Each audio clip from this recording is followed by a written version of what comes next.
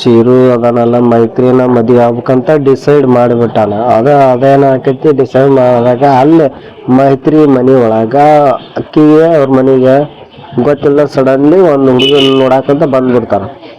ಆಕೆ ಹುಡುಗಿ ನೋಡಾಕಂತ ಬಿಟ್ಟು ನೋಡ್ತಾರೆ ಎಲ್ಲ ಮಾತ್ರ ಹುಡುಗಿ ಒಕ್ಕೆ ಹಾಕಳ. ಆಮ್ಯಾಕ ಅವ್ರು ಬಂದು ಆ ಹುಡುಗಿಗೂ ಇಲ್ಲ ನಮ್ಮ ಪರ್ಸ್ನಲ್ ಆಗಿ ಹುಡುಗನ ಜೊತೆ ಮಾತಾಡ್ಬೇಕಂತಾಳ. ಮೈತ್ರಿ ಕರ್ಕೊಂಡ್ಬಂದು ಆ ಹುಡುಗನ ಜೊತೆ ಮಾತಾಡ್ತಾಳ.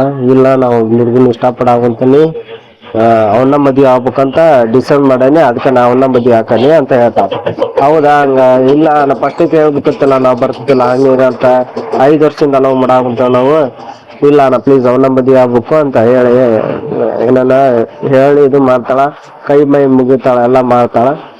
ಆದ್ರ ಈಗ ಅಷ್ಟೆಲ್ಲ ಆಗ್ತಿರ್ತೈತಿ. ಆಮ್ಯಾಕ ಅದು ಪೂಜಾರಿ ಬಂದು ಪೂಜೆ ಮಾಡ್ತಿರ್ತಾನ. ಆಮ್ಯಾಕ ಈ ಮನಿ ಒಳಗ ಒಂದ್ ಘಟನೆ ಐತಿ ಅಂತ ಅವ ತಂದು ಹೋಗ್ತಾನ.